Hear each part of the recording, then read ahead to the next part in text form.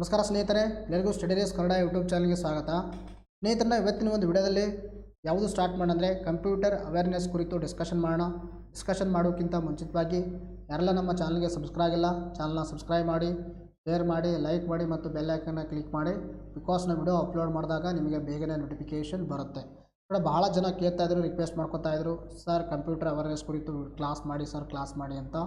So that ನೋಡಿ, ಈ ಕ್ಲಾಸ್ಗಳೆಲ್ಲ ನಿಮಗೆ ಯಾವ ಥರ ನಾವು ಡಿಸೈನ್ ಮಾಡಿದ್ದೀವಿ ಅಂದರೆ, ಸೊ ದ್ಯಾಟ್ ನಿಮ್ಮ ಮುಂದೆ ಬರ್ತಕ್ಕಂಥ ಒಂದು 6 to 8 ಟೀಚರ್ ಎಕ್ಸಾಮಿನೇಷನ್ ಏನು ನಡೀತಾ ಇದೆ, ಇದಕ್ಕೂ ಕೂಡ ಹೆಲ್ಪ್ ಆಗಬೇಕು.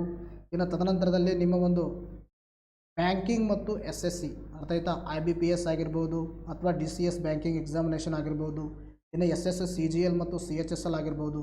ತದನಂತರದಲ್ಲಿ ನಿಮ್ಗೆ ಮುಂದೆ ಬರ್ತಕ್ಕಂಥ KPSC ನಡೆಸ್ತಕ್ಕಂಥ ಪ್ರಸಿದ್ಧ ಎಕ್ಸಾಮ್ಗಳು SD ಆಗಿರ್ಬೋದು, FDA ಆಗಿರ್ಬೋದು, ಅಲ್ಲಿ ಕೂಡ ಕಂಪ್ಯೂಟರ್ ಕಡ್ಡಾಯ ಮಾಡಿದರೆ.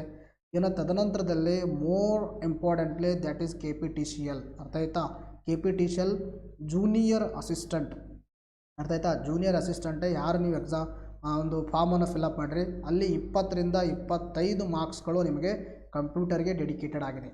ಇನ್ನು ತದನಂತರದಲ್ಲಿ ಫಾರ್ ದ ಅಪ್ಕಮಿಂಗ್ PDO ಅರ್ಥ ಆಯ್ತಾ, PDO ತದನಂತರದಲ್ಲಿ SDA, ಅದಲ್ಲದೆ ಗ್ರೇಡ್ 1 ಮತ್ತು ಗ್ರೇಡ್ 2 ಅರ್ಥ ಆಯ್ತಾ, ಗ್ರೇಡ್ 1 ಗ್ರೇಡ್ 2 ಅದಕ್ಕೂ ಕೂಡ ಕಂಪ್ಯೂಟರ್ ಕೇಳ್ತಾ ಇರ್ತಾರೆ. ಸೊ ದಟ್ ಎಲ್ಲ ಒಂದು ಎಕ್ಸಾಮಿಗೆ ನಿಮಗೆ ಹೆಲ್ಪ್ ಆಗೋ ದೃಷ್ಟಿಯಿಂದಾಗಿ ಇದನ್ನು ನಾನು ಸ್ಟಾರ್ಟ್ ಮಾಡ್ತಾ ಇದ್ದೀನಿ. ಸೊ ದಟ್ ಅದಕ್ಕೆ ನಿಮ್ಮ support very important.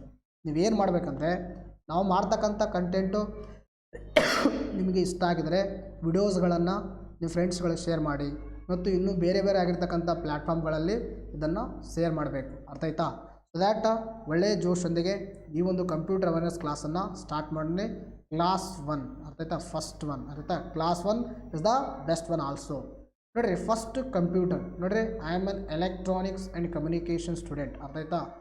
My qualification is BE electronics ಮತ್ತು ಕಮ್ಯುನಿಕೇಷನ್ ಇರೋದ್ರಿಂದಾಗಿ ನಿಮಗೆ ಕಂಪ್ಯೂಟರ್ ಎಕ್ಸಾಮ್ ದೃಷ್ಟಿಯಿಂದಾಗಿ ಎಷ್ಟು ಇಂಪಾರ್ಟೆಂಟ್ ಇದೆ ಅದನ್ನು ನಾನು ಮಾಡ್ತಾ ಇದ್ದೀನಿ, ಫೋಕಸ್ ಮಾಡ್ಕೊಂಡು ಹೋಗ್ತಾ ಇದ್ದೀನಿ. ಬಟ್ ನಿಮಗೆ ಒಂದೇ ಎಕ್ಸಾಮಲ್ಲಿ ನಾನು ತಲೆಯಲ್ಲಿ ಇಟ್ಕೊಂಡಿಲ್ಲ, ಅಂದರೆ ಒಂದೇ ಎಕ್ಸಾಮು KPTCL ಮಾತ್ರ ತಲೆಗೆ ಇಟ್ಕೊಂಡು ಮಾಡ್ತಾ ಇಲ್ಲ, ಎಲ್ಲ ಎಕ್ಸಾಮ್ಗಳಿಗೆ ಹೆಲ್ಪ್ ಆಗಬೇಕು. ಒಂದು ಬಾರಿ ಓದ್ಬಿಟ್ರಿ ನೀವು, ಆ ಥರನಾಗಿ ನಾನು ಮಾಡ್ತಾಯಿದ್ದೀನಿ. So that is your support very important ಅಂತ. ನಿಮ್ಮ ಸಪೋರ್ಟ್ ನನಗೆ ಭಾಳ ಇಂಪಾರ್ಟೆಂಟ್.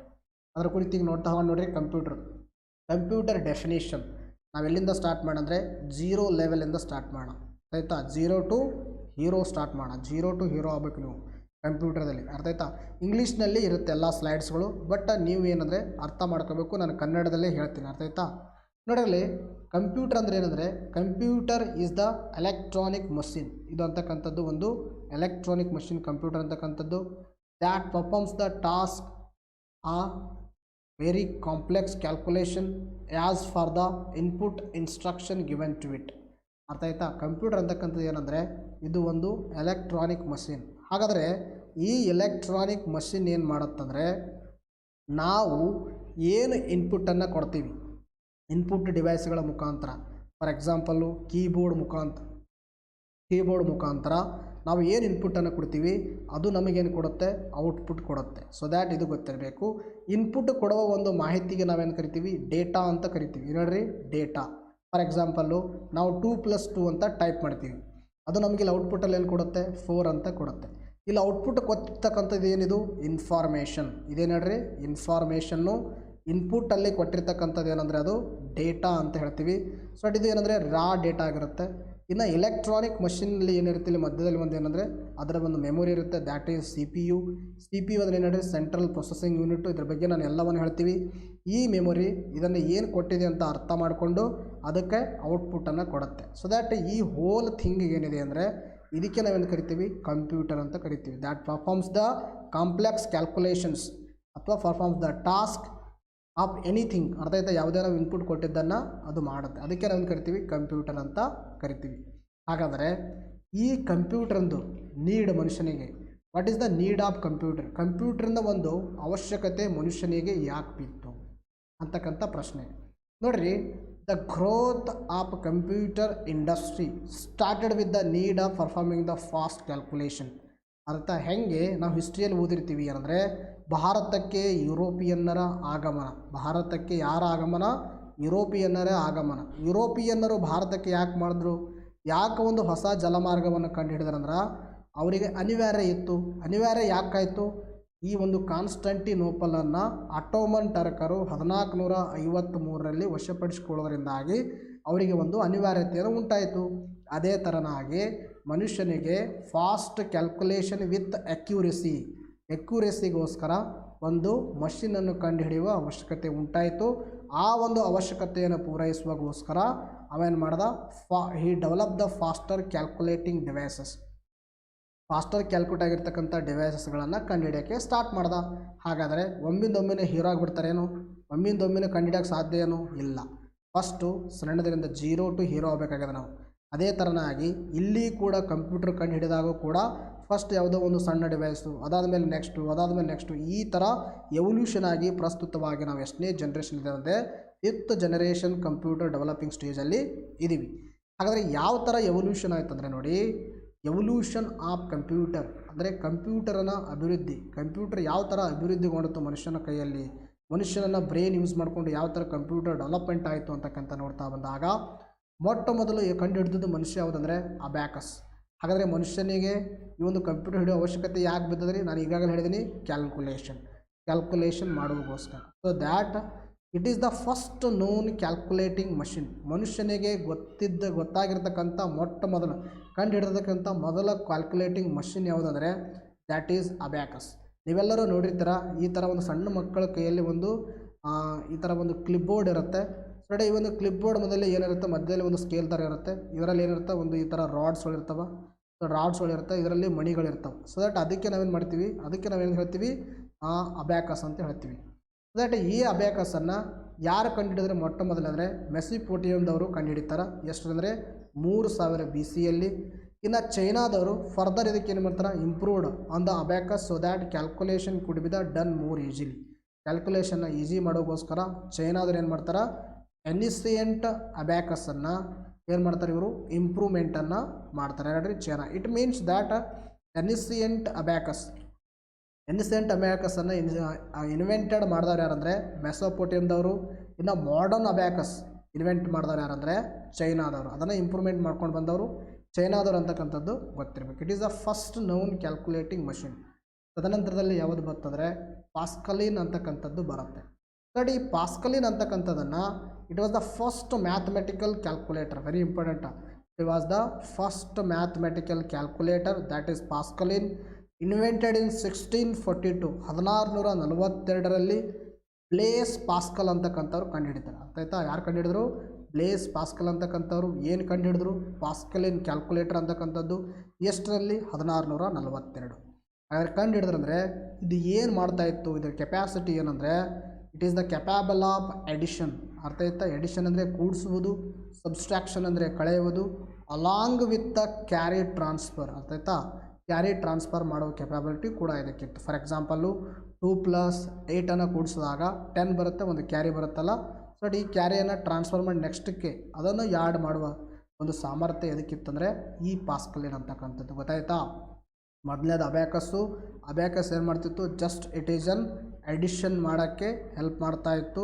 ತದನಂತರದಲ್ಲಿ ನೆಕ್ಸ್ಟ್ ಪಾಸ್ಕಲಿನ್ ಕಂಡುಹಿಡಿದ್ರು, addition plus subtraction plus carry transfer, ಈ 3 ಕೆಪ್ಯಾಬಿಲಿಟಿ ಇದಕ್ಕಿದ್ದು.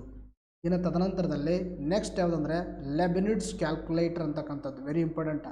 ಲೆಬಿನಿಡ್ಸ್ ಕ್ಯಾಲ್ಕುಲೇಟರನ್ನು ಕಂಡುಹಿಡಿತಾರೆ. ಎಷ್ಟಿಲ್ಲಂದರೆ 1673ರಲ್ಲಿ. ಯಾರಂದರೆ ಗೊಟರ್ಫ್ರಾಯ್ಡ್ ಲೆಬ್ನಿಡ್ಸ್ ಅಂತಕ್ಕಂಥವ್ರು. ಆಯ್ತಾ? ಲೆಬ್ನಿಡ್ಸ್ ಅಂತಕ್ಕಂಥ ವ್ಯಕ್ತಿ, ಅವರು ಜರ್ಮನ್ ಮ್ಯಾಥಮೆಟಿಷಿಯನ್ ಆಗಿದ್ದರು. ಇವ್ರು ಏನು ಮಾಡ್ತಾರೆ, ಕೆಪ್ಯಾಸಿಟಿಯನ್ನು ಎಕ್ಸ್ಟೆಂಡ್ ಮಾಡ್ತಾರೆ. ಒಂದು ಕೆಪ್ಯಾಸಿಟಿಯ ಪಾಸ್ಕಲಿಂದ ಒಂದು ಕೆಪ್ಯಾಸಿಟಿಯನ್ನು ಜಾಸ್ತಿ ಮಾಡ್ತಾರೆ. ಅಂದರೆ ಏನು ಜಾಸ್ತಿ ಮಾಡ್ತಾರೆ ಅಂದ್ರೆ it not only performs the addition subtraction and carry transform, it also perform the multiplication along with the division. ಅರ್ಥ ಆಯ್ತಾ? ಲೆಬ್ನಿಡ್ಸ್ ಕ್ಯಾಲ್ಕುಲೇಟರು ಏನು ಮಾಡ್ತಾಯಿತ್ತು, ಇಂಟು, ಡಿವಿಷನ್, ತದನಂತರದಲ್ಲಿ plus minus with the carry transform ಇದೆಲ್ಲ ಮಾಡ್ಲತ್ತು. ಬಟ್ ಪಾಸ್ಕಲಿನ್ ಅಂತಕ್ಕಂಥ ಏನು ಮಾಡ್ತಾಯಿತ್ತು, ಪ್ಲಸ್ಸು ಮೈನಸ್ಸು ಕ್ಯಾರಿ ಟ್ರಾನ್ಸ್ಫಾರ್ಮ್ ಈ 3 ಫಂಕ್ಷನ್ಗಳನ್ನು ಮಾಡ್ತಾಯಿತ್ತು. ಬಟ್ ಇದೇನು ಮಾಡತ್ತು, ಇಂಟು ಮತ್ತು ಡಿವಿಷನ್. ಇದು ಎಷ್ಟರಲ್ಲಿ ಕಂಡುಹಿಡಿದ್ರು, 1673. ಯಾರು ಕಂಡುಹಿಡಿದು? ಲೆಬ್ನಿಡ್ಸ್ ಕ್ಯಾಲ್ಕುಲೇಟರ್.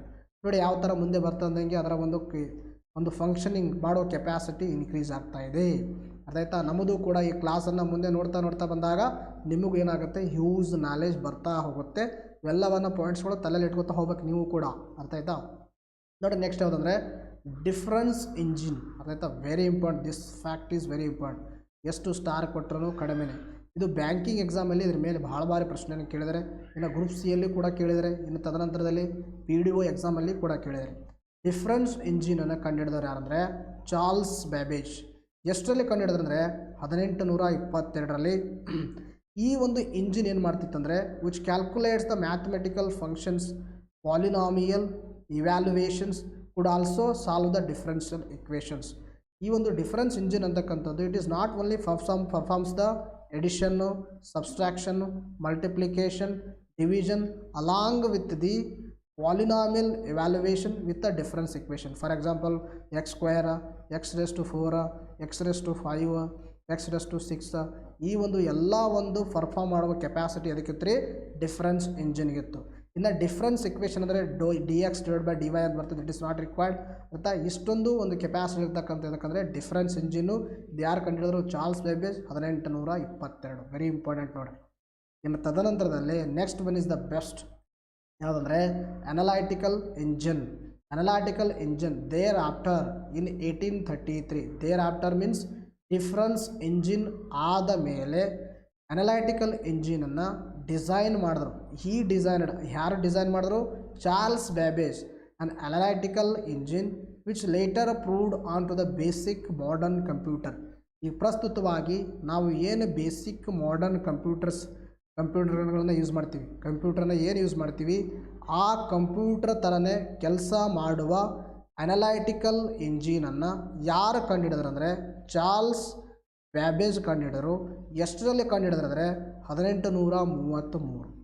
ಈಗ ಪ್ರಸ್ತುತವಾಗಿ ಕಂಪ್ಯೂಟರ್ ಏನು ಮಾಡ್ತವೆ 3 ಆಪ್ರೇಷನ್ಗಳು ಮಾಡ್ತವೆ. ಸಾರಿ 4 ಆಪ್ರೇಷನ್ಗಳು, 4 ಅರ್ಥಮೆಟಿಕ್ ಆಪ್ರೇಷನ್ಸ್ಗಳು. 4 arithmetic operation plus minus into division ಜೊತೆಗೆ ಕಂಪ್ಯಾರಿಸನ್. ಕಂಪ್ಯಾರಿಸನ್ ಏನು ಹೇಳ್ರಿ, ಕಂಪ್ಯಾರಿಸನ್ ಅಂದರೆ X greater than Y smaller than X. ಇದಕ್ಕೆ ಏನು ಕರಿತೀವಿ ಕಂಪ್ಯಾರಿಸನ್ ಅಂತ ಕರಿತೀವಿ. ಇದನ್ನು ಕೂಡ ಕೆಲಸ ಮಾಡುವ ಒಂದು ಕೆಪಾಸಿಟಿ ಅದಕ್ಕಿತ್ತು ಅನಲೈಟಿಕಲ್ ಇಂಜಿನ್ಗೆ. ಅರ್ಥ ಆಯ್ತಾ. ಇನ್ನು ತದನಂತರದಲ್ಲಿ it included the concept of central processor. ಆಯ್ತಾ, ಇಲ್ಲಿ ಕೂಡ ಸೆಂಟ್ರಲ್ ಪ್ರೊಸೆಸರ್ ಪ್ರಸ್ತುತವಾಗಿ ಕಂಪ್ಯೂಟರ್ ಏನು ಮಾಡ್ತಾವಲ್ರಿ CPU ಯೂಸ್ ಮಾಡ್ತಾವಲ್ವಾ, ಅದನ್ನು ಕೂಡ ಅನಲೈಟಿಕಲ್ ಇಂಜಿನ್ CPU ಯೂಸ್ ಮಾಡ್ಲತ್ತು. ಇನ್ನು ಇನ್ಪುಟ್ ಔಟ್ಪುಟ್ ಡಿವೈಸು ಕೂಡ ಯೂಸ್ ಮಾಡತ್ತು. ಇನ್ನು ಮೆಮ್ರಿ ಸ್ಟೋರೇಜ್ ಡಿವೈಸಸ್ಗಳು ಈಗ ಪ್ರಸ್ತುತವಾಗಿ ಏನು ಯೂಸ್ ಮಾಡ್ತೀವಲ್ಲ ಅದೇ ಥರನಾಗಿ ಅನಲೈಟಿಕಲ್ ಇಂಜಿನು ಕೂಡ ಯೂಸ್ ಮಾಡ್ತಾಯಿತ್ತು. ಇನ್ನು ಪ್ರಸ್ತುತವಾಗಿ ಸ್ಟೋರ್ ಮಾಡಿರ್ತಕ್ಕಂಥ ಇನ್ಫಾರ್ಮೇಷನನ್ನು ನಾವು ಏನು ಮಾಡ್ಬೋದು ರೀ ಡಿಲೀಟ್ ಮಾಡ್ಬೋದು, ಅದನ್ನು ಮಾಡಿಫೈ ಮಾಡ್ಬೋದಲ್ಲ, ಅದೇ ಥರನಾಗಿ ಅನಲೈಟಿಕಲ್ ಇಂಜಿನಲ್ಲೂ ಕೂಡ ಮಾಡಿಫೈ ಮಾಡಬಹುದಾಗಿತ್ತು. ಆದುದರಿಂದ hence the Charles Babbage called the father of modern computer. Very important. ಎಷ್ಟು ಸ್ಟಾರ್ ಕೊಟ್ಟರು ಕಡಿಮೆ. ಅರ್ಥ ಆಯ್ತಾ. Who is the father of modern computer ಅಂದರೆ Charles Babbage. Why so analytical engine plus difference engine ಕಂಡು ಹಿಡಿದವ್ರು ಯಾರಂದರೆ ಚಾರ್ಲ್ಸ್ ಬ್ಯಾಬೇಜ್. ಇನ್ನು 1889ರಲ್ಲಿ ಅಮೇರಿಕನ್ ನೇಮ್ಡ್ ದ ಹರ್ಮನ್ ಅಂತಕ್ಕಂಥವರು invented the counting machine to count the population of USA. Very important. ಇದು ಕೂಡ ಹರ್ಮನ್ ಅಂತಕ್ಕಂಥವ್ರು ಒಂದು ಮಷಿನನ್ನು ಕಂಡುಹಿಡಿತಾರೆ. ಆ ಮಷಿನ್ ಏನು ಮಾಡುತ್ತಂದರೆ ಈ ಒಂದು ಅಮೇರಿಕದ ಏನು USA ಪಾಪ್ಯುಲೇಷನ್ ಕೌಂಟ್ ಮಾಡೋದೈತಲ್ಲ ಅದನ್ನು ಕೂಡ ಕೌಂಟ್ ಮಾಡೋ ಕೆಪಾಸಿಟಿ ಇದಕ್ಕೆ ಹೊಂದಿದ್ದು. ಇನ್ನೊಂದು ಏನಂದರೆ Herman Hollerith is the founder of the company IBM. Very important. IBM ಕಂಪನಿಯ ಒಂದು ಫೌಂಡರ್ ಯಾರಂದರೆ ಹರ್ಮನ್ ಅಂತಕ್ಕಂಥವ್ರು. ಇದು ಕೂಡ ಭಾಳ ಇಂಪಾರ್ಟೆಂಟ್ ಆಗಿರ್ತಕ್ಕಂಥ ಫ್ಯಾಕ್ಟು. ಇಲ್ಲಿ ಗಂಟ ನಾವೇನು ತಿಳ್ಕೊಂಡಿವಿ ಹೇಳ್ರಿ, ಕಂಪ್ಯೂಟರ್ದು ಎವಲ್ಯೂಷನ್ ಬಗ್ಗೆ ತಿಳ್ಕೊಂಡಿವಿ. ಕಂಪ್ಯೂಟರ್ ಅಂದರೆ ಏನು ತಿಳ್ಕೊಂಡಿವಿ, ಎವಲ್ಯೂಷನ್ದಲ್ಲಿ ಮೊದಲನೇದು ಯಾವ್ದು ತಿಳ್ಕೊಂಡಿವಿ, ಅಬ್ಯಾಕಸದ ಬಗ್ಗೆ ತಿಳ್ಕೊಂಡಿವಿ. ಬಟ್ ಅಬ್ಯಾಕಸ್ ಏನು ಮಾಡ್ತಾಯಿತ್ತು, ಇದು ಎಡಿಷನ್ನು ಮಾಡ್ತಾಯಿತ್ತು ಪ್ಲಸ್ ಸ್ವಲ್ಪ ಸಮಯ ಸಬ್ಸ್ಟ್ರಾಕ್ಷನ್ ಮಾಡ್ತಾಯಿತ್ತು. ಇನ್ನು ತದನಂತರದಲ್ಲಿ ನೆಕ್ಸ್ಟ್ ಯಾವುದು ಬರುತ್ತೆ ಹೇಳ್ರಿ, ಲೆಬ್ನಿಡ್ಜ್ ಕ್ಯಾಲ್ಕುಲೇಟರ್ ಬಂತು. ಲೆಬ್ನಿಡ್ಜ್ ಕ್ಯಾಲ್ಕುಲೇಟರ್ ಏನು ಮಾಡ್ತಾಯಿತ್ತು, ಎಡಿಷನ್ ಪ್ಲಸ್ ಸಬ್ಸ್ಟ್ರಾಕ್ಷನ್ಸ್ ಪ್ಲಸ್ ಕ್ಯಾರಿ ಟ್ರಾನ್ಸ್ಫಾರ್ಮು. ಅದಾದಮೇಲೆ ಯಾವುದು ಬರುತ್ತೆ ಹೇಳ್ರಿ, ಲೆಬ್ನಿಡ್ಜ್ ಕ್ಯಾಲ್ಕುಲೇಟರ್ ಆದಮೇಲೆ ನಾವೇನು ಮಾಡಿದ್ವಿ, ಡಿಫ್ರೆನ್ಸ್ ಇಂಜಿನ್ ನೋಡಿದ್ವಿ. ಡಿಫ್ರೆನ್ಸ್ ಇಂಜಿನ್ ಇವೆಲ್ಲ ಎಡಿಷನ್, ಸಬ್ಸ್ಟ್ರಾಕ್ಷನ್, ಮಲ್ಟಿಪ್ಲಿಕೇಶನ್, ಡಿವಿಷನ್. ಅದಲ್ಲದೆ ನೆಕ್ಸ್ಟ್ ಯಾವುದು ಬಂತು ಹೇಳ್ರಿ, ಇನ್ನೇನು ಮಾಡ್ತಾಯಿತ್ತು, ಇದು ಪಾಲಿನಾಮಿಯಲ್ ಇಕ್ವೇಷನ್ ಎಲ್ಲ ಕ್ಯಾಲ್ಕುಲೇಟ್ ಮಾಡ್ತಾಯಿತ್ತು. ಇನ್ನು ಅನಲೈಟಿಕಲ್ ಇಂಜಿನ್ ಬಗ್ಗೆ ನೋಡಿದ್ವಿ. ಇದು ಏನಂದರೆ ಯಾವ ಥರ ಕಂಪ್ಯೂಟರ್ದು ಬೆಳವಣಿಗೆ ಆಗ್ತಾ ಬಂತು ಅಂತಕ್ಕಂಥದ್ದು ಗೊತ್ತಾಯಿತು. ಇದರ ಮೇಲೆ ನಿಮ್ಮ ಪ್ರಶ್ನೆಗಳನ್ನು ಕೇಳ್ಬೋದು. ಆದ್ದರಿಂದ ನಾನು ಸಂಪೂರ್ಣವಾಗಿರ್ತಕ್ಕಂಥ ಮಾಹಿತಿಯನ್ನು ನಿಮಗೆ ಕೊಟ್ಟಿದ್ದೀನಿ. ನೆಕ್ಸ್ಟ್ ಯಾವುದು ಬರುತ್ತಂದರೆ ಕಂಪ್ಯೂಟರ್ ಜನರೇಷನ್ಸ್, ಕಂಪ್ಯೂಟರ್ನ ಪೀಳಿಗೆಗಳು. ಪ್ರತಿ ಎಕ್ಸಾಮಲ್ಲಿ ಇದರ ಮೇಲೆ ಒಂದು ಪ್ರಶ್ನೆ ಇದ್ದೇ ಇರುತ್ತೆ, ಫಿಕ್ಸ್ ಆಗಿಬಿಡ್ಬೇಕು ನೀವು. ಕಂಪ್ಯೂಟರ್ ಜನರೇಷನ್ ಮೇಲೆ ಒಂದು ಪ್ರಶ್ನೆ ಇರುತ್ತೆ. ಆದುದರಿಂದಾಗಿ ಇದು ಬಹಳ ಕ್ಲಿಯರಾಗಿ ನೋಡ್ತಾ ಹೋಗಬೇಕು. The first generation computers dated from 1940 to the 1955. ಇಲ್ಲಿವರೆಗಿರ್ತಕ್ಕಂಥ ಜನರೇಷನ್ ಯಾವುದಂದರೆ ಫಸ್ಟ್ ಜನರೇಷನ್, ಮೊದಲ ಪೀಳಿಗೆ ಅಂತ ಕರಿತೀವಿ, ಮೊದಲ ಪೀಳಿಗೆ ಕಂಪ್ಯೂಟರ್ ಅಂತ ಹೇಳ್ತೀವಿ. So that the first generation computers used the concept of stored program ಕಾನ್ಸೆಪ್ಟನ್ನು ಯೂಸ್ ಮಾಡ್ತಾಯಿದ್ದು ಮೊದಲೇ ಜನ್ರೇಷನ್ದು. ಇನ್ನು and were characterised by the vacuum tubes. ನೋಡಿರಿ, ವ್ಯಾಕ್ಯೂಮ್ ಟ್ಯೂಬ್ಸ್ಗಳನ್ನು ಯೂಸ್ ಮಾಡ್ತಾಯಿದ್ದು ಯಾವುದಾದ್ರಿ first generation. So that one of the unique feature of the first generation computer is the vacuum tube. ಆಯಿತಾ, ವ್ಯಾಕ್ಯೂಮ್ ಟ್ಯೂಬ್ ಅಂದರೆ ಈ ಥರ ಒಂದು ಲಾರ್ಜ್ ಆಗಿರ್ತಕ್ಕಂಥ ಟ್ಯೂಬ್ ಬರ್ತಾಯಿತ್ತು. ಇದರಲ್ಲಿ ಏನು ಮಾಡ್ತಿದ್ರು ಅಂದರೆ ಕಂಪ್ಯೂಟರ್ ರಿಲೇಟೆಡ್ ಎಲ್ಲ ವಸ್ತುಗಳನ್ನು ಡಿಸೈನ್ ಮಾಡಿ ಕಂಪ್ಯೂಟರ್ನ ತಯಾರು ಮಾಡ್ತಾಯಿದ್ರು. ಆದ್ದರಿಂದ ಇವಕ್ಕೇನು ಕರಿತೀವಿ ನಾವು ವ್ಯಾಕ್ಯೂಮ್ ಟ್ಯೂಬ್ ಅಂತ ಹೇಳ್ತೀವಿ. ಇನ್ನು ಮ್ಯಾಗ್ನೆಟಿಕ್ ಡ್ರಮ್ ಸ್ಟೋರೇಜ್ ಡಿವೈಸ್ಗಳನ್ನು ಯೂಸ್ ಮಾಡ್ತಾಯಿದ್ರು. ಸ್ಟೋರೇಜ್ ಡಿವೈಸ್ ಆಗಿ ಯಾವುದು ಯೂಸ್ ಮಾಡ್ತಾಯಿದ್ರು? Magnetic drum. ವೆರಿ ಇಂಪಾರ್ಟೆಂಟ್, ಅರ್ಥ ಆಯ್ತಾ? ಎರಡು ಫ್ಯಾಕ್ಟ್ಸು ಗೊತ್ತಿರಬೇಕು. ಇನ್ನು ತದನಂತರದಲ್ಲಿ these computers very large in size, ಬಹಳ ದೊಡ್ಡವಾಗಿದ್ದು ನಮ್ಗೆ ಈಗಾಗಲೇ ಗೊತ್ತಿದೆ. Consumed the lot of electricity, ಇವು ಜಾಸ್ತಿ ಒಂದು ವಿದ್ಯುತ್ ಶಕ್ತಿಯನ್ನು ಯೂಸ್ ಮಾಡ್ತಾಯಿದ್ದು. And generated the lot of heat, ಅದರಿಂದ ಏನಾಗ್ತಾಯಿತ್ತು? ಉಷ್ಣ ಶಕ್ತಿ ಜಾಸ್ತಿ ಬಿಡುಗಡೆ ಆಗ್ತಾಯಿತ್ತು, ಉಷ್ಣ ಅಂತಕ್ಕಂಥದ್ದು. ಇನ್ನು ತೆಳಗಡೆ ಕೊಟ್ಟಿರ್ತಕ್ಕಂಥ ಪಾಯಿಂಟು ವೆರಿ ಇಂಪಾರ್ಟೆಂಟು, ಆಲ್ರೆಡಿ ಕೇಳಿದರೆ. UNIVAC one, that is universal automatic computer. Very important ನೋಡಿರಿ, UNIVAC long form universal automatic computer was the first electronic computer of this generation and was used for the business application. ಅರ್ಥ ಆಯ್ತಾ? First generation computer ನಾವು ನೋಡ್ತಾ ಇದ್ದೀವಿ. First ಜನರೇಷನ್ದು ಮೊಟ್ಟ ಮೊದಲ computer ಅದು commercial purpose ಆಗಿ ಯೂಸ್ ಮಾಡ್ಲಿಕ್ಕೆ ಸ್ಟಾರ್ಟ್ ಮಾಡಿದ್ರು. ಅದು ಯಾವ ಕಂಪ್ಯೂಟರ್ ಅಂದರೆ ದ್ಯಾಟ್ ಈಸ್ ಯುನಿವ್ಯಾಕ್ ಅಂತಕ್ಕಂಥದ್ದು. ಅದರ ವಿಸ್ತೃತ ರೂಪ universal automatic computer. Very important ನೋಡಿರಿ, ಈ ಫ್ಯಾಕ್ಟ್ ಗೊತ್ತಿರಬೇಕು. ಇನ್ನು ತದನಂತರದಲ್ಲಿ ಇತರ ಅದರ್ ಎಕ್ಸಾಂಪಲ್ಸ್ಗಳು ನೋಡ್ತಾ ಬಂದಾಗ UNIVAC is also example for the first generation. ನೋಡಿರಲ್ಲ, ನಿಮ್ಮ ಎಕ್ಸಾಮಲ್ಲಿ ಎಕ್ಸ್ಪ್ಯಾನ್ಷನ್ ಫಾರ್ಮ್ದಲ್ಲಿ ಕೇಳ್ತಾರೆ, ವಿಸ್ತೃತ ರೂಪ ಗೊತ್ತಾಗಬೇಕು. ಯುನಿವ್ಯಾಕ್ ಅಂದರೆ electronic numerical integrated and computer. Very important. UNIVAC is nothing but electronic numerical integrator and computer ಅಂತಕ್ಕಂಥದ್ದು. ಇನ್ನು ಇಡ್ವ್ಯಾಕ್ ಅಂತಕ್ಕಂಥದ್ದು also example for the first generation computer. ಅದರ expansion form electronic discrete variable automatic computer. ಅರ್ಥ ಆಯ್ತಾ? ಇವು ಮೂರು ತಮ್ಮ ತಲೆಯಲ್ಲಿ ಇರಬೇಕು. ಮೊದಲನೇದು ನೋಡ್ರಿ, ಯುನಿವ್ಯಾಕ್ ಒನ್ ಅಂತಕ್ಕಂಥದ್ದು. ಎರಡನೇದು ಯುನಿವ್ಯಾಕ್, ಆಯಿತಾ? ಯುನಿವ್ಯಾಕ್ ಅಂತಕ್ಕಂಥದ್ದು. ತದನಂತರದಲ್ಲಿ ಇಡ್ವ್ಯಾಕ್ ಅಂತಕ್ಕಂಥದ್ದು. ಇವು ಮೂರು ಯಾಕಂದರೆ ಫಸ್ಟ್ ಜನರೇಷನ್ಗೆ ಸಂಬಂಧಪಟ್ಟಿದ್ದಾವೆ, ಗೊತ್ತಿರಬೇಕು ಇವೆಲ್ಲ. ಇನ್ನು ತದನಂತರದ ಯಾವ್ದು ಬರ್ತಂದರೆ next second generation. Very important. Second generation dated from 1955 to the 1964 ಇರ್ತಕ್ಕಂಥ generation. The second generation computers were characterised by the transistor. ನೋಡ್ರಿ, ಇಲ್ಲಿ ಟ್ರಾನ್ಸಿಸ್ಟರ್ಗಳನ್ನು ಜಾಸ್ತಿ ಬಳಕೆಗೆ ಪ್ರಾರಂಭವಾಯಿತು. ಎಷ್ಟನೇ ಜನರೇಷನಲ್ಲಿ? Second generation. So that the unique feature of the second generation computers are the transistor use ಮಾಡೋಕ್ಕೆ ಸ್ಟಾರ್ಟ್ ಮಾಡಿದ್ರು. ಹಾಗಾದ್ರೆ ನಾವೆಲ್ಲ ನಮ್ಮ ಒಂದು SLC ಸೈನ್ಸಲ್ಲಿ ಓದಿದ್ದೀವಿ ಏನಂದರೆ NPN ಟ್ರಾನ್ಸಿಸ್ಟರ್ ಮತ್ತು PNP ಟ್ರಾನ್ಸಿಸ್ಟರ್. ಅರ್ಥ ಆಯ್ತಾ? PNP ಟ್ರಾನ್ಸಿಸ್ಟರ್, ಈ ಎರಡು ಟ್ರಾನ್ಸಿಸ್ಟರ್ಗಳನ್ನ ಯೂಸ್ ಮಾಡೋಕ್ಕೆ ಎಲ್ಲಿ ಸ್ಟಾರ್ಟ್ ಆಯ್ತು ಅಂದರೆ ಸೆಕೆಂಡ್ ಜನ್ರೇಷನಲ್ಲಿ. ಇನ್ನು magnetic core memories were developed during this generation. Very important. Magnetic core ಮೆಮೊರೀಸ್ಗಳನ್ನು ಯಾವ ಜನರೇಷನಲ್ಲಿ ಯೂಸ್ ಮಾಡೋಕ್ಕೆ ಸ್ಟಾರ್ಟ್ ಮಾಡಿದ್ದೀವಿ ಅಂದರೆ ನಾವು ಸೆಕೆಂಡ್ ಜನರೇಷನಲ್ಲಿ ಯೂಸ್ ಮಾಡೋಕ್ಕೆ ಸ್ಟಾರ್ಟ್ ಮಾಡಿದ್ದೀವಿ.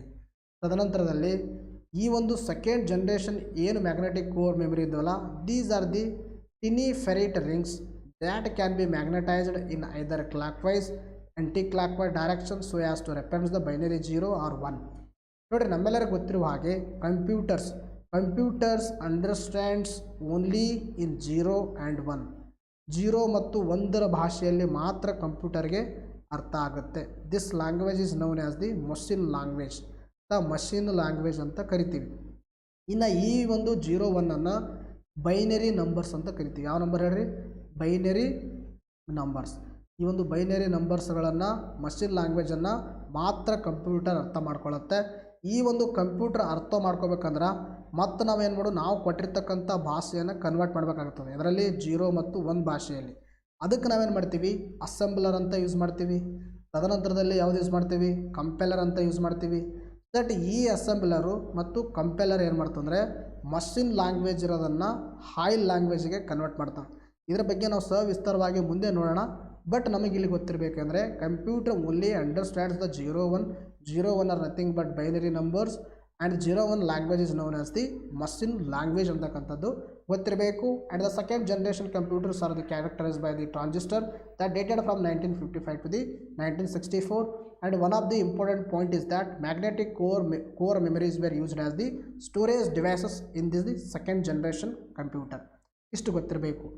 ಇನ್ನು ನೋಡ್ರಿ, magnetic core used as the primary memories ನಾನು ಈಗಾಗಲೇ ಹೇಳಿದೆ. ಇನ್ನು later magnetic disk also came into existence were used as the secondary storage device. ಹೆಂಗೆ ನಾವು ಒಂದು ಮೊಬೈಲ್ ಫೋನಲ್ಲಿ ಇಂಟರ್ನಲ್ ಮೆಮೊರಿ ಅಲ್ಲದೆ ಎಕ್ಸ್ಟರ್ನಲ್ ಮೆಮೊರಿ ಕೂಡ ಯೂಸ್ ಮಾಡ್ತೀವಲ್ಲ, ಅದೇ ಥರನಾಗಿ ಮುಂದೆ ಮ್ಯಾಗ್ನೆಟಿಕ್ ಡಿಸ್ಕು ಕೂಡ ಯೂಸ್ ಮಾಡೋಕ್ಕೆ ಸ್ಟಾರ್ಟ್ ಮಾಡಿದ್ರು as the secondary storage device. ಎಲ್ಲಿ ಈ ಒಂದು ಇದರಲ್ಲಿ. ಇನ್ನು programming languages like Fortran, COBOL, ALGOL also developed. Very important ನೋಡಿರಿ. ನಾನು ಈಗಾಗಲೇ ನಿಮಗೆ ಹೇಳಿದೆ ಏನಂದರೆ, ಈಗ ಇಲ್ಲಿ ಒಬ್ಬ ಮನುಷ್ಯ ಅದನಂದ್ರೆ ಅವ ಏನು ಮಾಡಬೇಕಾಗ್ಯದ, ಕಂಪ್ಯೂಟರ್ ಜೊತೆ ಏನು ಮಾಡಬೇಕಾಗ್ಯದ, ಕಮ್ಯುನಿಕೇಟ್ ಮಾಡಬೇಕಾಗ್ಯದ. ಆದರೆ ಈ ಮನುಷ್ಯ ಕಂಪ್ಯೂಟರ್ ಜೊತೆ ಕಮ್ಯುನಿಕೇಟ್ ಮಾಡೋಗೋಸ್ಕರ ನಾವೇನು ಮಾಡಬೇಕಾಗತ್ತೆ, ಒಂದು 0-1 ಕಮ್ಯುನಿಕೇಟ್ ಮಾಡಬೇಕು. ಯಾಕಂದ್ರೆ ಅನಿವಾರ್ಯ ಅದ, ಕಂಪ್ಯೂಟರ್ 0-1 ಮಾತ್ರ ಹಂಗೆ ಅರ್ಥ ಮಾಡ್ಕೊಳ್ಳುತ್ತೆ. ಹಾಗಾದರೆ ಏನು ಮಾಡಬೇಕು ನಾವು ಈಗ ಅಂತಕ್ಕಂಥ ಸಮಸ್ಯೆ ಹುಟ್ಕೊಳ್ಳುತ್ತೆ. ಅದಕ್ಕೆ ನಾವೇನು ಮಾಡಬೇಕಂದ್ರೆ ಕೊಟ್ಟಿರ್ತಕ್ಕಂಥ ಇನ್ಫಾರ್ಮೇಷನನ್ನು ಈ ಥರ ಕೊಡಬೇಕಂದ್ರೆ ಅದು ಕಂಪ್ಯೂಟ್ರಿಗೆ 0-1 ಅರ್ಥ ಆಗಬೇಕು. ಆಯಿತಾ? ನಾವು ಕೊಟ್ಟಿರ್ತಕ್ಕಂಥದ್ದು ಇನ್ಫಾರ್ಮೇಷನ್ ಯಾವ ಥರ ಇರಬೇಕು, ಕಂಪ್ಯೂಟರ್ ಅದನ್ನು 0-1 ಲ್ಯಾಂಗ್ವೇಜಲ್ಲಿ ಅರ್ಥ ಮಾಡ್ಕೋಬೇಕು. ಅಂದರೆ ಅದರಿಗೋಸ್ಕರ ಮನುಷ್ಯ ಏನು ಮಾಡ್ದ, ಬೇರೆ ಬೇರೆ ಆಗಿರ್ತಕ್ಕಂಥ ವೇಗಳನ್ನು ಹುಡುಕದ. ಬೇರೆ ಬೇರೆ ಏನು ವೇಗಳನ್ನು ಹುಡುಕೋದಂದ್ರೆ ಪ್ರೋಗ್ರಾಮಿಂಗ್ ಲ್ಯಾಂಗ್ವೇಜ್. ಕಂಪ್ಯೂಟರ್ ಜೊತೆ ಕಮ್ಯುನಿಕೇಟ್ ಮಾಡೋಕ್ಕೆ ಏನು ಮಾಡ್ದ, ವೆರೈಟೀಸ್ ಆಫ್ ಕೋಡಿಂಗ್ ಲ್ಯಾಂಗ್ವೇಜಸ್ಗಳನ್ನು ಕಂಡುಹಿಡಿದ. Varieties of coding ಲ್ಯಾಂಗ್ವೇಜ್ಗಳಲ್ಲಿ, programming ಲ್ಯಾಂಗ್ವೇಜ್ಗಳಲ್ಲಿ ಮೊದಲೇದು ಫಾರ್ಟ್ರಾನ್, COBOL, ಅಲ್ಗಾಲ್, ಇನ್ನು ತದನಂತರದಲ್ಲಿ C++, ಜಾವಾ. ಇವೆಲ್ಲ ಏನಂದರೆ ಪ್ರೋಗ್ರಾಮಿಂಗ್ ಲ್ಯಾಂಗ್ವೇಜ್. ವೆರಿ ಇಂಪಾರ್ಟೆಂಟ್ ನೋಡಿರಿ. ಯಾವಂದರೆ C++, ತದನಂತರದಲ್ಲಿ ಜಾವಾ ಆದಮೇಲೆ ಯಾವುದಂದರೆ ಕೊಬಾಲ್ ಆದಮೇಲೆ ಫಾರ್ಟ್ರಾನ್ ಆದಮೇಲೆ ಇನ್ನೊಂದು ಯಾವ್ದು ಬರುತ್ತೆ, ಬೇಸಿಕ್. ತದನಂತರದಲ್ಲಿ ಯಾವುದು ಬರುತ್ತೆ, ಪೈಥಾನ್. ಇವೆಲ್ಲ ಏನಂದರೆ ಪ್ರೋಗ್ರಾಮಿಂಗ್ ಲ್ಯಾಂಗ್ವೇಜ್. ನಿಮ್ಮ ಎಕ್ಸಾಮಲ್ಲಿ ಕೇಳಿದರೆ ಕೆಳಗಿನಗಳಲ್ಲಿ ಯಾವುದು ಪ್ರೋಗ್ರಾಮಿಂಗ್ ಲ್ಯಾಂಗ್ವೇಜ್ಗೆ ಉದಾಹರಣೆಯಾಗಿವೆ ಅಂತ. C++, Java, COBOL, FORTRAN, BASIC and Python. These are the programming language invented by the human beings to communicate with the computer through the coding language. ಅರ್ಥಾಯ್ತಾ? ಇಷ್ಟು ಗೊತ್ತಿರಬೇಕು. ಈ ಜನ್ರೇಷನ್ಗೆ ಉದಾಹರಣೆಗಳು IBM 1401, IBM 1620, ಇನ್ನು ಯುನಿಯಾಕ್ 1108. ಅರ್ಥ ಆಯ್ತು ನೋಡಿರಿ. ಇಂಥ ಬ್ಯೂಟಿಫುಲ್ ಆಗಿರ್ತಕ್ಕಂಥ ಕಂಟೆಂಟ್ಸ್ಗಳು ನಿಮಗೆ ಡೆಪ್ತಾಗಿ ಕೊಡ್ತಾ ಇದ್ದೀನಿ.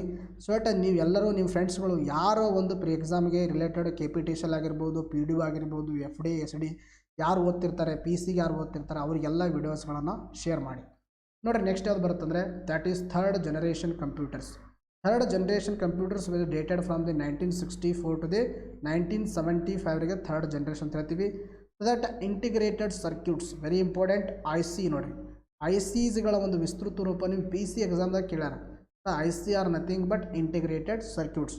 ಈ ಒಂದು ಇಂಟಿಗ್ರೇಟೆಡ್ ಸರ್ಕ್ಯೂಟ್ಸ್ ಅಥವಾ chips revolutionised the electronic industry and started the third generation computers. ಅರ್ಥ ಆಯ್ತಾ? One of the unique feature of the third generation computer is the use of ICs. ಅಥವಾ ICಗಳನ್ನು ಯೂಸ್ ಮಾಡೋದು. ಅಂದರೆ what you mean by the IC is nothing but it is one of the chip. ಇದು chip ಇರುತ್ತೆ. ಹಾಗಾದರೆ ಈ chip ಇದರಿಂದ ಮಾಡಲ್ಪಟ್ಟಿರುತ್ತೆ ಅಂದರೆ ಇದು ಸಿಲಿಕಾನ್ ಅಥವಾ ಜರ್ಮೇನಿಯಂ. ಅರ್ಥ ಆಯ್ತಾ? ಸಿಲಿಕಾನ್ ಅಥವಾ ಜರ್ಮೇನಿಯಂನಿಂದ ಮಾಡಲ್ಪಟ್ಟಿರ್ತಕ್ಕಂಥ ಒಂದು ಸಣ್ಣದಾಗಿರ್ತಕ್ಕಂಥ ಸ್ಲಾಟು, ಅಥವಾ ನಿಮ್ಮ ಒಂದು ಭಾಷೆಯಲ್ಲಿ ಸಣ್ಣದಾಗಿರ್ತಕ್ಕಂಥ ಈ ಚಿಕ್ಕದು ಚಿಪ್ಪರ್ ಅಂದರೆ ಅಥವಾ ಒಂದು ಸ್ಲಾಟರ್ ಅಂದರೆ ಈ ಒಂದು ಸ್ಲಾಟದ ಮೇಲೆ ನ್ಯೂಮೆರಸ್ ನಂಬರ್ ಆಫ್ ಟ್ರಾನ್ಸಿಸ್ಟರ್ ಏನು ಮಾಡಿರ್ತಾರೆ, ಇದ್ರ ಮೇಲೆ ಎಂಬೆಡೆಡ್ ಮಾಡಿರ್ತಾರೆ. ಅದ್ರ ಮೇಲೆ ಟ್ರಾನ್ಸಿಸ್ಟರ್ ಇರ್ತಾವೆ, ಸಣ್ಣ. ಇದಕ್ಕೆ ನಾವೇನು ಕರಿತೀವಿ, ಚಿಪ್ಸ್ ಅಂತ ಕರಿತೀವಿ. ಈ ಚಿಪ್ಗಳನ್ನು ಎಲ್ಲಿ ಯೂಸ್ ಮಾಡೋಕ್ಕೆ ಸ್ಟಾರ್ಟ್ ಮಾಡಿದೀವಿ ಅಂದರೆ ನಾವು ಥರ್ಡ್ ಜನ್ರೇಷನಲ್ಲಿ ICಸ್ಗಳನ್ನು ಯೂಸ್ ಮಾಡೋಕ್ಕೆ ಸ್ಟಾರ್ಟ್ ಮಾಡಿದ್ವಿ. ಹಾಗಾದರೆ ಇಲ್ಲಿ ನೋಡ್ರಿ, it has the numerous transistor. ನಾನು ಈಗಾಗಲೇ ಹೇಳಿದೆ, ಆ ಚಿಪ್ ಮೇಲೆ ಟ್ರಾನ್ಸಿಸ್ಟರ್ಗಳಿದ್ದು, ಸ್ಟೋರೇಜ್ ಮಾಡೋಕ್ಕೆ ಕೆಪಾಸಿಟರ್ಗಳಿದ್ದು, ಇನ್ನು ತದನಂತರದಲ್ಲಿ ರೆಸಿಸ್ಟರ್ಸ್ಗಳಿದ್ದು, other elements of an electronic circuits. Electronic ಸರ್ಕ್ಯೂಟ್ಗೆ ಏನು ಬೇಕು ಎಲ್ಲವನ್ನು ಸಿಂಗಲ್ ಚಿಪ್ ಮೇಲೆ ಏನು ಮಾಡೋದು, ಡಿಸೈನ್ ಮಾಡೋದು. ಇನ್ನು ತದನಂತರದಲ್ಲಿ a small scale integrations, important, very important, SSI chip used to have about 10 transistor on the single chip, and the medium scale integration, that is MSI chip, had about the 100 transistor per chip. ನೋಡ್ರಿ, ಇಲ್ಲಿ ಏನು ಮಾಡೋಕ್ಕೆ start ಮಾಡಿದ್ರೆ ಅಂದರೆ, ಒಂದೇ ಒಂದು single silicon chip ಮೇಲೆ ಅಥವಾ ಜರ್ಮೇನಿಯಂ ಚಿಪ್ ಮೇಲೆ 10 ಟ್ರಾನ್ಸಿಸ್ಟರ್ಗಳಷ್ಟು ಏನು ಮಾಡಿದ್ರು, ಯೂಸ್ ಮಾಡೋಕ್ಕೆ ಸ್ಟಾರ್ಟ್ ಮಾಡಿದ್ರು. 10 ಟ್ರಾನ್ಸಿಸ್ಟರ್ಗಳಷ್ಟು ಯೂಸ್ ಮಾಡಿದ್ರೆ ಆ ಒಂದು ಎಂಬೆಡೆಡ್ ಮಾಡೋದಕ್ಕೆ ಕರಿತೀವಿ SSI ಅಂತ ಕರಿತೀವಿ. ಅಂದರೆ ಸ್ಮಾಲ್ ಸ್ಕೇಲ್ ಇಂಟಿಗ್ರೇಷನು. ಇದ್ರ ಮೇಲೆ ಏನಾದರೂ ನಾವು 100ರಷ್ಟು ಟ್ರಾನ್ಸಿಸ್ಟರ್ ಯೂಸ್ ಮಾಡಿದ್ರೆ ಅದಕ್ಕೇನು ಕರಿತೀವಿ, ಮೀಡಿಯಮ್ ಸ್ಕೇಲ್ ಇಂಟಿಗ್ರೇಷನ್. ಇದರ ಸಿಂಪಲಾಗಿ ಅರ್ಥ, ಈ ಒಂದು ಚಿಪ್ಗಳ ಮೇಲೆ ಟ್ರಾನ್ಸಿಸ್ಟರ್ಗಳನ್ನು ಬಳಕೆ ಮಾಡೋದು. 10ರಷ್ಟು ಬಳಕೆ ಮಾಡಿದ್ರೆ SSI, 100ರ ಒಳಗೆ ಬಳಕೆ ಮಾಡಿದ್ರೆ MSI. ಅರ್ಥ ಆಯ್ತಾ? The size of the memories also increased. Operating systems with multi tasking, multi programming features were developed. ಅರ್ಥಾತ್ ಇವೆಲ್ಲ ನಾನು ಹೇಳ್ತೀನಿ, ಮಲ್ಟಿ ಟಾಸ್ಕಿಂಗ್ ಅಂದರೆ ಏನು, ಮಲ್ಟಿ ಪ್ರೋಗ್ರಾಮಿಂಗ್ ಅಂದರೆ ಏನು, ಆಪರೇಟಿಂಗ್ ಸಿಸ್ಟಮ್ ಅಂದರೆ ಏನು, what are type of operating system, operating type system ಅದು ಯಾಕೆ ಅವಶ್ಯಕತೆ ಇದೆ, what is the function of the operating system. We are all detailed study in upcoming lectures. ಮುಂದೆ ಬರ್ತಕ್ಕಂಥ ಲೆಕ್ಚರ್ಗಳಲ್ಲಿ ನಾವು ಡಿಸ್ಕಷನ್ ಮಾಡೋಣ. ಬಟ್ ಇವಾಗ ನಮಗೆ ಗೊತ್ತಿರಲಿ, ಇಲ್ಲಿ ಏನಂದರೆ ಇಂಪ್ರೂವ್ಮೆಂಟ್ ಆಗ್ತಾ ಸಾಕ್ತು. ಇನ್ನು ತದನಂತರದಲ್ಲಿ ನೆಕ್ಸ್ಟ್ ಯಾವುದು ಬರುತ್ತಂದರೆ, that is the 4th generation computers. 1975 ಮುಂದೆ ಇರ್ತಕ್ಕಂಥ ಜನರೇಷನ್ ಯಾವುದಂದರೆ 4ನೇ generation. In this generation, large scale integration and very large scale integration technology was used by which up to the 3 lakh transistor is used on a single chip. ನೋಡ್ರಿ, ಅಂಥ technology use ಮಾಡಿದ್ರೆ ಒಂದು ಸಣ್ಣದಾಗಿರ್ತಕ್ಕಂಥ ಚಿಪ್ಪದ ಮೇಲೆ ಎಷ್ಟು ಟ್ರಾನ್ಸಿಸ್ಟರ್ಗಳನ್ನು use ಮಾಡೋಕ್ಕೆ start ಮಾಡಿದ್ರೆ 3 ಲಕ್ಷದವರೆಗೆ, ಆಯ್ತಾ, 3 ಲಕ್ಷದವರೆಗೆ ಟ್ರಾನ್ಸಿಸ್ಟರನ್ನು ಎಂಬೆಡ್ ಮಾಡುವ ಟೆಕ್ನಾಲಜಿ ಇಲ್ಲಿ ಬೆಳೀತು. ಆಯ್ತಾ, ಟ್ರಾನ್ಸಿಸ್ಟರ್ಗಳನ್ನು ಜಾಸ್ತಿ ಯೂಸ್ ಮಾಡ್ಲತ್ತರು ಅಂದರೆ ಈ ಒಂದು ಚಿಪ್ ಮೇಲೆ, ಅದರ ಅರ್ಥ ಆಯಿತು ಕಂಪ್ಯೂಟರ್ ಸೈಜು ಕೂಡ ಕಡಿಮೆ ಆಯ್ತು ಅಂತ ಅರ್ಥ. ಕಂಪ್ಯೂಟರ್ ಸೈಜ್ ಕಡಿಮೆ ಆಯ್ತು ಅಂದರೆ ಇನ್ನೊಂದು ಏನಂದರೆ ಟ್ರಾನ್ಸಿಸ್ಟರ್ ಜಾಸ್ತಿ ಯೂಸ್ ಮಾಡಿದ್ರೆ ಅದು ಭಾಳ ಎಕ್ಯೂರೇಟಾಗಿ ಕೆಲಸ ಮಾಡ್ತದೆ ಅಂತ ಅರ್ಥ, ಇನ್ನೂ ಅಡಿಷ್ನಲ್ ಫಂಕ್ಷನ್ ಮಾಡ್ತದೆ ಅಂತ ಅರ್ಥ.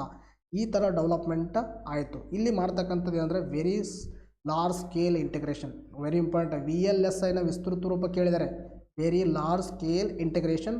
ಇದು ಎಲ್ಲಿ ಸ್ಟಾರ್ಟ್ ಆಯಿತು, 4th ಜನರೇಷನಲ್ಲಿ ಸ್ಟಾರ್ಟ್ ಆಯಿತು. Up to 3 lakh transistor which are embedded on the single chip ಅಂತಕ್ಕಂಥದ್ದು ಗೊತ್ತಿರಬೇಕು.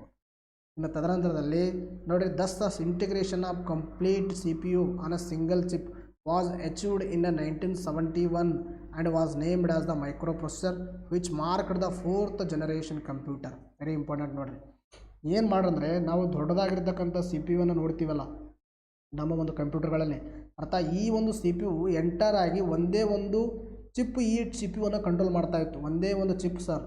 ಆ ಚಿಪ್ಪದಲ್ಲಿ ಸುಮಾರು ಟ್ರಾನ್ಸಿಸ್ಟರ್ಗಳನ್ನು ಹೇಳೋದಲ್ಲ, ವೆರಿ ಲಾರ್ಜ್ ಸ್ಕೇಲ್ ಇಂಟಿಗ್ರೇಷನ್ ಮಾಡ್ತಾಯಿದ್ರು ಅಂತ.